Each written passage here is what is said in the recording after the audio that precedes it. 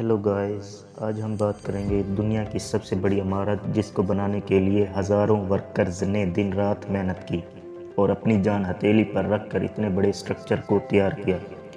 इसको बनाने में तकरीबन $1.5 अरब खर्चा आया और इसका इफ्तिताह 2010 में 6 साल की लगातार मेहनत के बाद किया गया। मगर ये इलाका पहले ऐसा नहीं था। ये एक सहरा और बंजर ज़मीन पर मुश्तमिल था।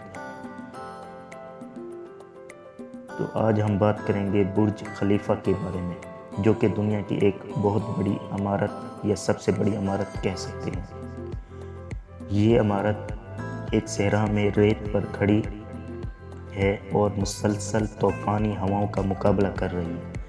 मगर इतने बड़े स्ट्रक्चर को एक रेतली ज़मीन पर टिकाना वाकई ही इंजीनियरिंग का शाहकार है। इस वीडियो में हम इसके स्ट्रक्चर पर बात करेंगे कि आखिर ये स्ट्रक्चर किस तरह से इतना मजबूत और पायदार है। ये स्ट्रक्चर हवा को बर्दाश्त करने के लिए बनाया गया है। ये पूरी इमारत हेक्सागोनल कोर पर टिकी है और इसको बैलेंस करने के लिए बट्रेसेस, जो कि आमतौर पर डैम में पुश्तों को मजबूत बनाने के लिए बनाए जाते हैं। दूसरा, इतने बड़े कंक्रीट स्ट्रक्चर को हवा के दबाव को झेलने के काबिल बनाया गया है, क्योंकि कंक्रीट के स्ट्रक्चर हवा को कम बर्दाश्त कर सकते हैं। इनकी टेंसाइल स्ट्रेंथ कम होती है।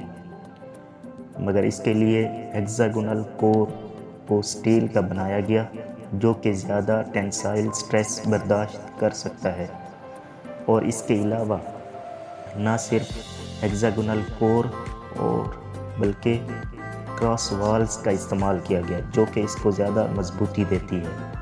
तकरीबन 75% हिस्सा कंक्रीट की सपोर्ट पर टिका है, जबकि ऊपर वाला 25% हिस्सा इसमें ज़्यादा स्टील का इस्तेमाल किया गया है, जो कि इसके ऊपर वाले हिस्से को 6 फीट तक बेंट करा सकता है।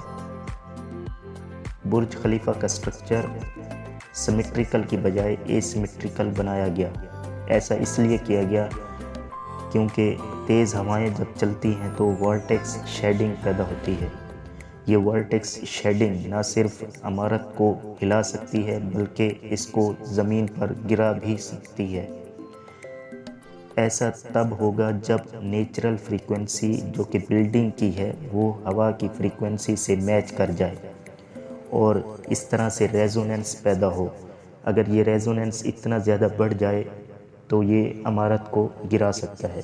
इसलिए इस चीज़ को कम करने के लिए स्पाइरल स्ट्रक्चर बनाया गया। ये स्पाइरल स्ट्रक्चर वर्टेक्स शेडिंग के इफ़ेक्ट को ख़त्म करता है।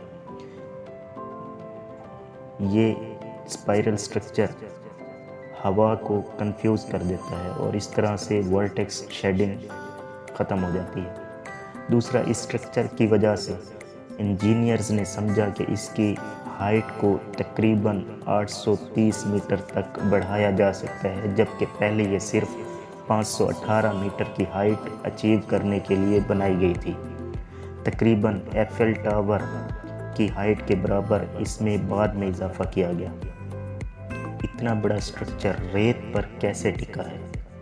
क्योंकि इसके 200 मीटर तक ज़ेरे ज़मीन कोई ऐसी पथरीली चट्टान नहीं है जो कि इसकी बेस को मजबूत कर सकती थी। इसके लिए उन्होंने राफ्ट बनाया, जो कि एक ख़ास किस्म का स्ट्रक्चर है और ये एरिया को बढ़ा देता है। दूसरा, इसको स्टील स्ट्रक्चर से तैयार किया गया है। ये बिल्डिंग का वज़न पूरे ज़मीन तक फैला देता है, मगर इतना ज़्यादा वज़न रेत पर नहीं टिक सकता था। इतना ज़्यादा वज़न रेत पर इस तरह से नहीं टिक सकता था कि ये बेस को नीचे तक दबा सकता था। इसके लिए ख़ास किस्म के आरसीसी पाइल्स का इस्तेमाल किया गया। ये पाइल्स सेडिमेंट्री रॉक्स के दरमियान एक तरह की अपोजिट फोर्स पैदा करते हैं और इस तरह से सेडिमेंट्री रॉक्स और पाइल्स के दरमियान फ्रिक्शन की वजह से बिल्डिंग के लोड को उठाने में मदद मिली। इसकी टॉप पर लाइटनिंग अरेस्टर मौजूद है जो कि एक बैटरी के साथ जुड़ा हुआ है। जैसे ही बादलों में लाइटनिंग के इफ़ेक्ट को सेंस किया जाता है तो इसके ये लाइटनिंग अरेस्टर ऑन हो जाता है और इसमें से अपोजिट चार्ज पैदा होता है और ये चार्ज लाइटनिंग को अपनी तरफ खींचता है। इस तरह से पूरे दुबई में बिजली नहीं गिर सकती, आसमानी बिजली नहीं गिर सकती। दूसरा, ये इलेक्ट्रॉन्स बिल्डिंग में से पास होते हुए स्टील स्ट्रक्चर से गुजर जाते हैं और यहाँ तक के पाइल्स में से गुजर जाते हैं।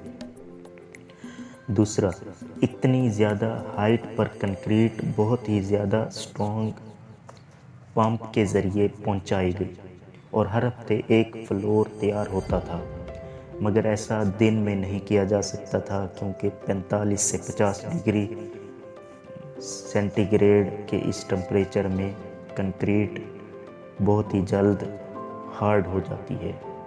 इसके लिए रात के वक्त काम किया जाता था और साथ में कंक्रीट के साथ बर्फ़ के क्यूब्स इस्तेमाल किए गए। दूसरा, ख़ास किस्म की कंक्रीट C15 C18 का इस्तेमाल किया गया और इस तरह से ये स्ट्रक्चर जो कि आज हम देखते हैं कि इतनी मजबूती के साथ खड़ा है, ये इन्हीं इंजीनियरिंग के शाहकार की वजह से मौजूद है।